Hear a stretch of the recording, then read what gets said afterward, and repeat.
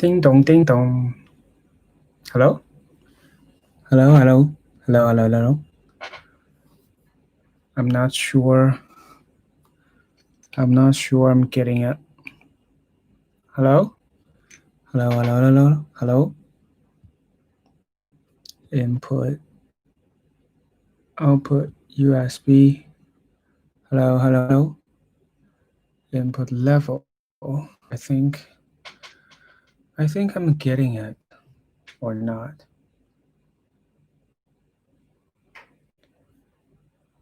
It's very subtle. Okay, yeah, right. My microphone is right here. So it's a little bit it's pretty far away from where I'm speaking. Tonight I got a new book. It's called Decoded. It's decision science, understanding the why of consumer behavior. The why of consumer behavior. So in marketing, our goal is to influence purchase decisions. And in marketing, our goal is to sorry. Okay. Let me hold it. So in marketing, our goal is to influence purchase decisions. But what drives those decisions? Decision sciences help to answer these critical questions by uncovering the underlying mechanisms, rules, and principles of decision making.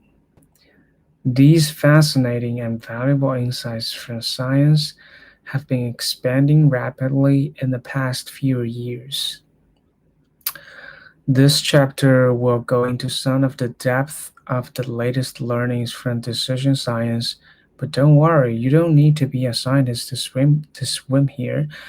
You will see what really drives purchasing behaviors and how to apply these insights into the purchasing behavior and how to apply these insights to maximize the benefits of to marketing.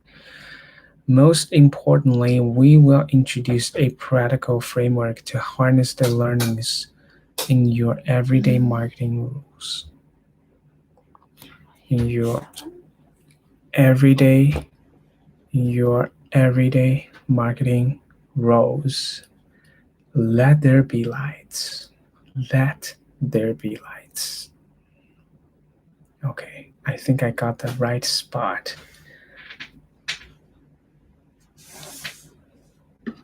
So let there be lights.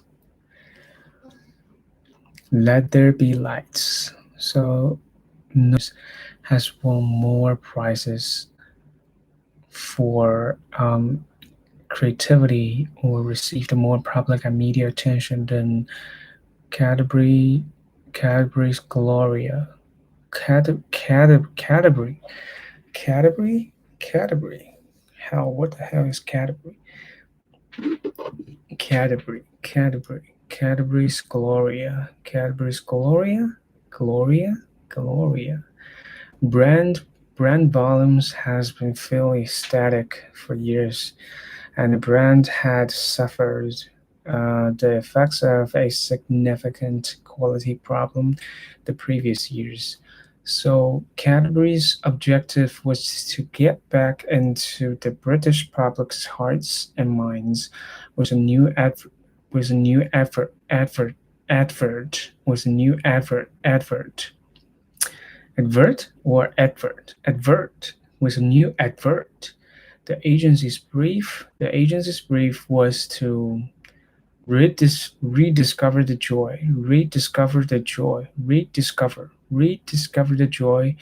This resulted in a glorious revert in which a glor a glory a gorilla sorry has should be gorilla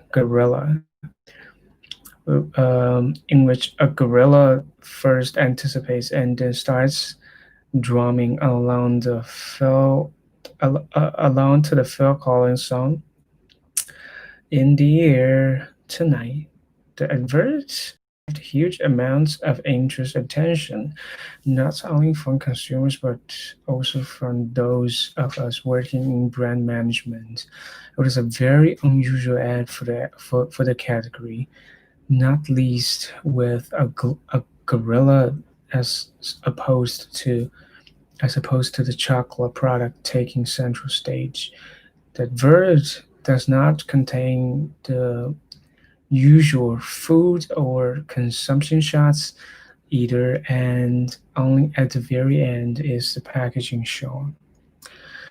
The much talked about Cadbury Gorilla TV advertisement spurred but the hype and excitement caused by Gorilla, Cadbury immediately ordered a follow-up campaign. You would think of that nothing could be simpler. Yet, despite a similar strategy, the same brave, same agency, same director, some campaign objective and media, but some same campaign objective and media budget, the sequel did not meet client expectations at all. What? eh, How can this be? Why the gorilla successful in the client's eye, in the client's eyes, but the sequel clearly failed? We have all experienced similar situations with our own work. Some ads take off and are long-running successes. Others fail.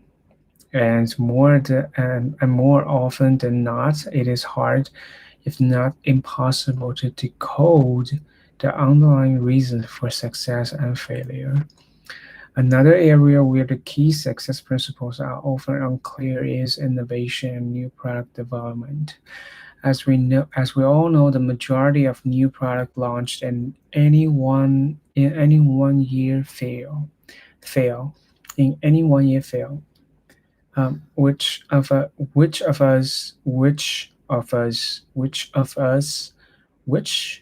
hasn't experienced cases where our product launches were failures despite market research giving them the green light? Research tested around, and in the end, the predictions are simply wrong.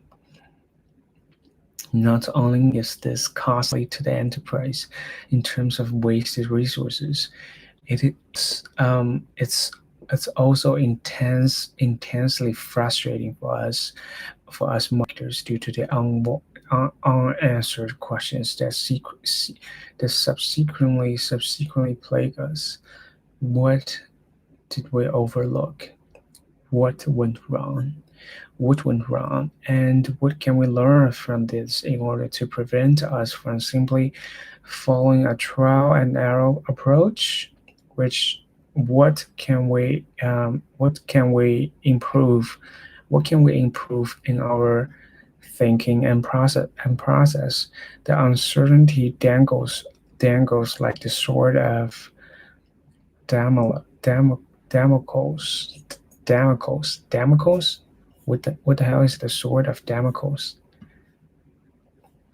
The sword of Damocles over the heads of those people reasonable. The heads of those people responsible and their colleagues, which is not exactly conductive for the next innovation. The reverse scenario happens too. An innovation which might actually have been successful isn't even introduced because market research predicted would fail. To give an example, Bi- Bailey, Bailey liquor was rejected by consumer but was launched anyway and turned out to be a great success. Likewise, during product testing prior to Rabu's introduction, customers like customers like yuck, disgusting, tastes like medicine, and I would never drink this were commonplace. But yet today, Rabu is available almost everywhere in the world, and is hugely successful in times of reduced budgets and a growing requirement to justify marketing expenditure. In times of reduced budgets and a growing requirement to justify marketing expenditure, achieving effective branding in our activities is crucial. This is not only a crucial factor in our return on investment, it also ensures that we don't spend money to benefit the competitors or indeed solely advertise to support the whole category. Our communication should anchor our brands effectively in the minds of consumers. Our communication should anchor our brands efficiently, efficiently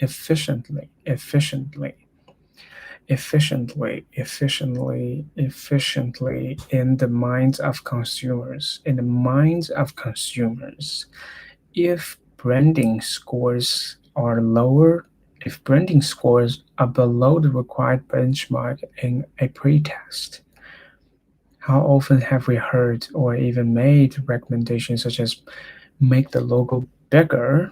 However, it is unlikely that these kinds of recommendation will fix the problem. When we look at the figure and we look at the image in figure 1.2, what brand is it for? What brand is it for? The brand isn't present, and yet we don't know. And yet we know it. Which brand? We can immediately recognize it as O2, even without any direct brand information like the logo. But how do we know? Once one could argue that the bubbles are a key visual for a brand. This is true. What does this mean? What does this mean? That any kind of bubble would activate the O2 brand? Probably not. So, what is it that makes it O? What is it that makes it O2? What are the principles that underlie successful branding?